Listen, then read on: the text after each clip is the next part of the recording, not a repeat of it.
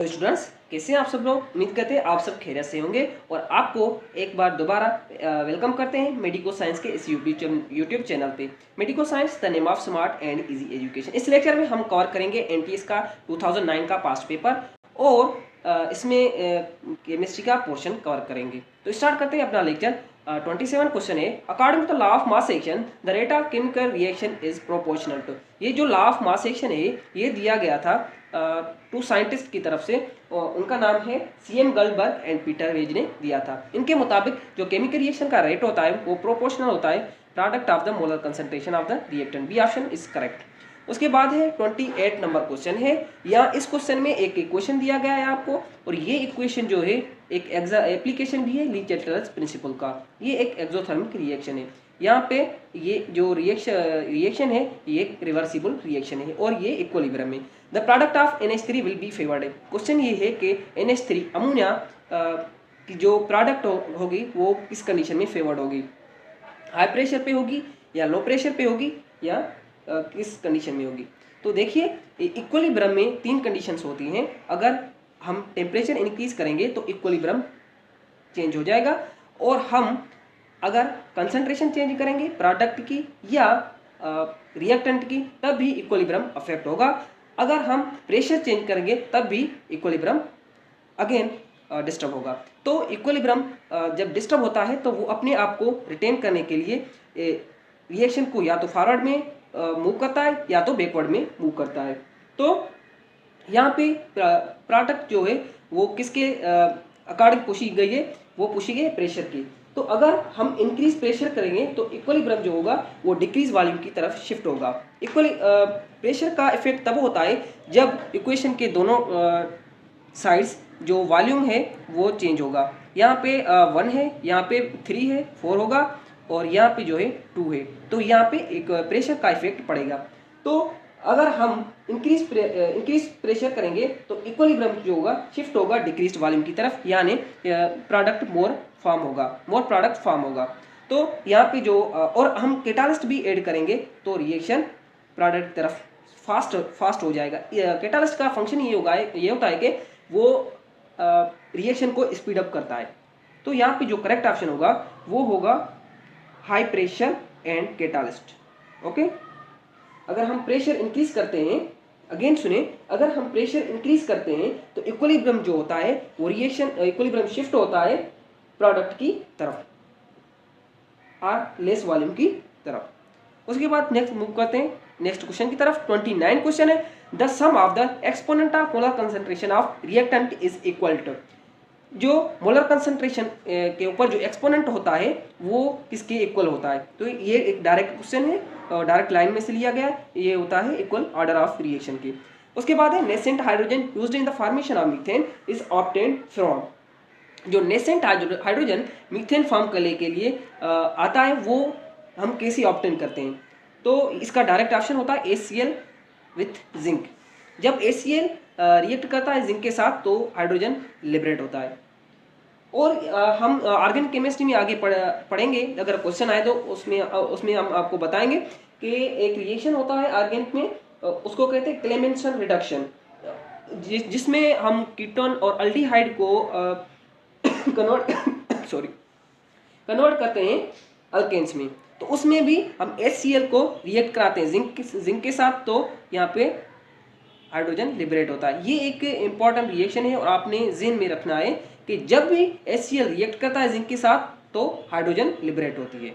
उसके बाद मूव करते हैं नेक्स्ट क्वेश्चन की तरफ। जाइमेज a group of 14 enzymes used in the fermentation of starch is present. जाइमेज एक एंजाइम है जो यूज होता है किसी भी स्टार्च को फर्मेंटेशन करने के लिए। फर्मेंटेशन एक प्रोसेस होता है जिसमें स्टार्च जो है वो कन्वर्ट होता है अल्कोहल एंड कार्बन डाइऑक्साइड में। तो ये जो प्रेजेंट होता है एक ऑर्गेनिज्म होता है, उसको हम कहते हैं ईस्ट। उसके बाद है 32 क्वेश्चन नंबर है, the general formula for the aldehyde. ये एक सिंपल क्वेश्चन है। अल्डिहाइड का जनरल फार्मूला होता है वो होता है RCHO।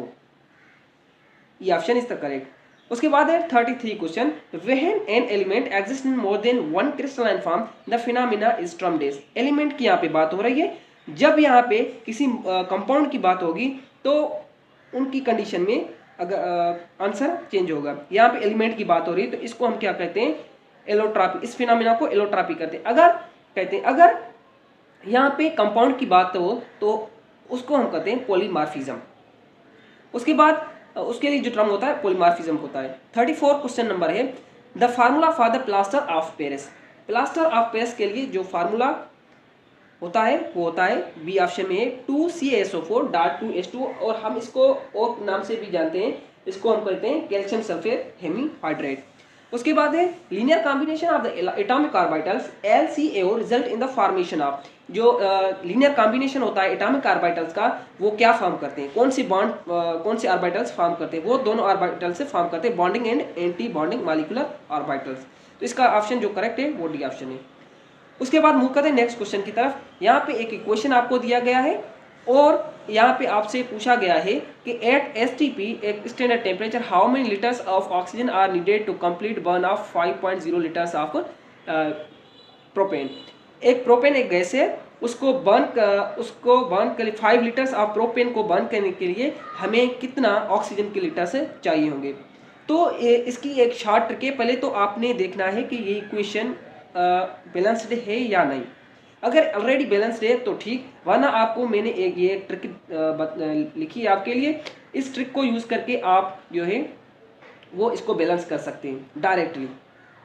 और उसके बाद जो इसको सॉल्व करने के लिए एक ट्रिक है वो ये है कि आपने मोल्स लिखने हैं और उसके बाद कोफिशिएंट जो दिया गया है उसके साथ, उस मॉलिक्यूल के साथ, वो आपने उसके साथ डिवाइड करने।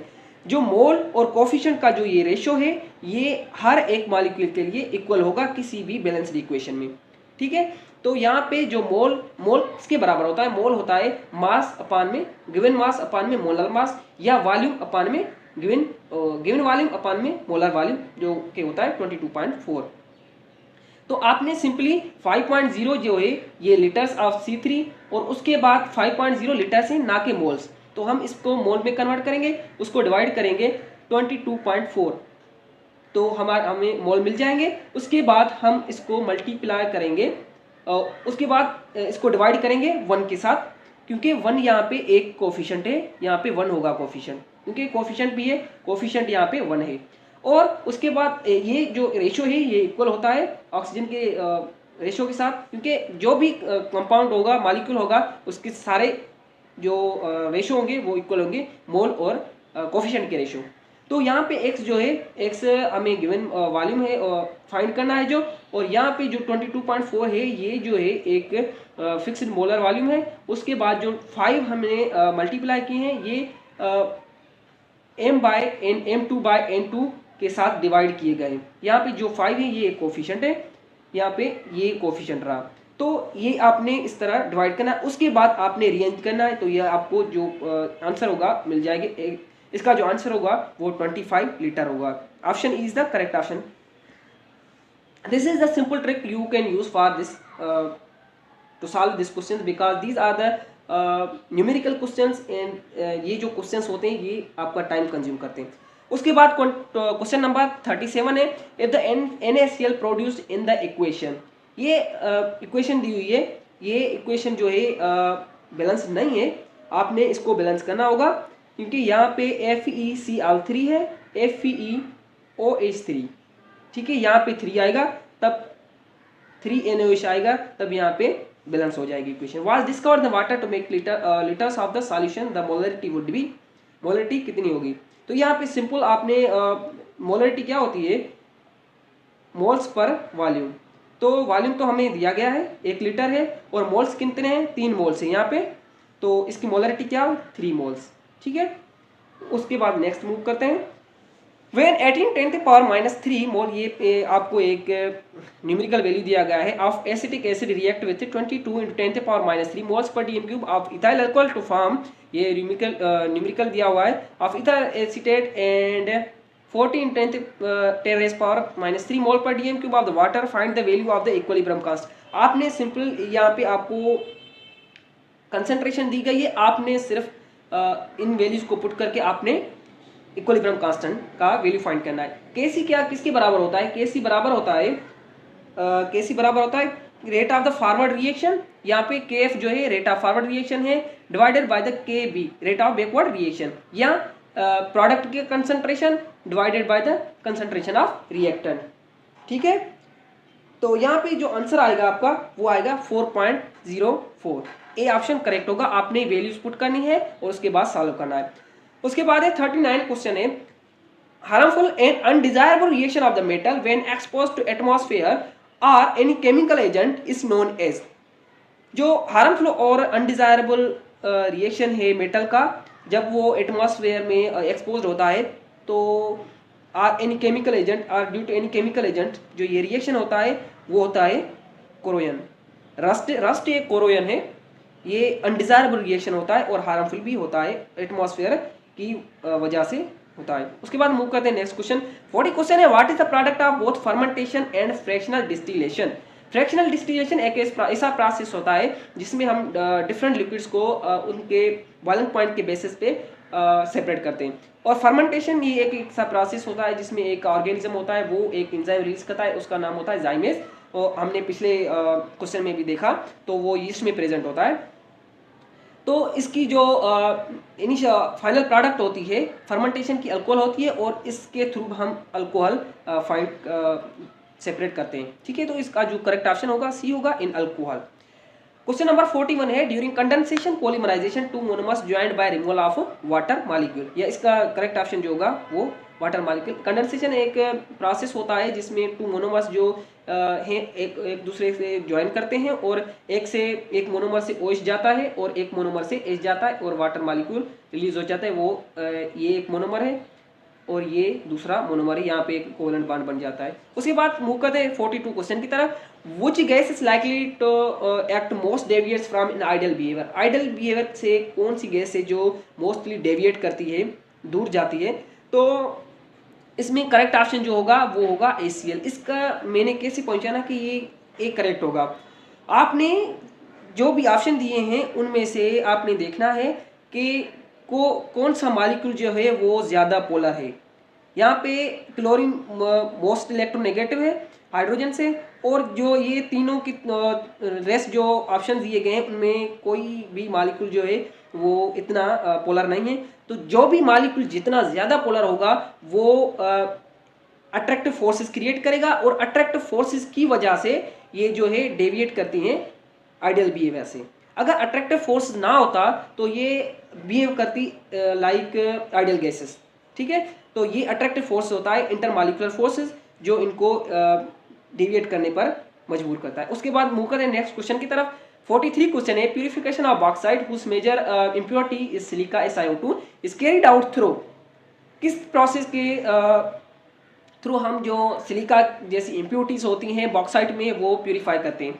तो स्पार्क्स मेथड जो है ये इसका डायरेक्ट क्वेश्चन होगा, आपने याद करना होगा। स्पार्क्स मेथड के थ्रू हम ये जो है इम्प्योरिटीज रिमूव करते हैं। उसके बाद क्वेश्चन नंबर 44 है, the range of pH below dash and above dash of the soil represent it's infertility. जो रेंज है pH की वो बिलो और किस रेंज के बिलो या अबोव जो सॉइल की फर्टिलिटी होती है वो खत्म हो जाती है। तो ये इसका जो आंसर होगा वो 3 to 10 होगा। तो करेक्ट आंसर इसका होगा 3 to 10। तो यहाँ पे हमारा लेक्चर जो होता है कंप्लीट होता है। नेक्स्ट लेक्चर में हम कवर करेंगे बायोलॉजी का पोर्शन, और उसके बाद हम beacon Benazir college of the nursing Larkana का पास्ट पेपर सॉल्व करेंगे।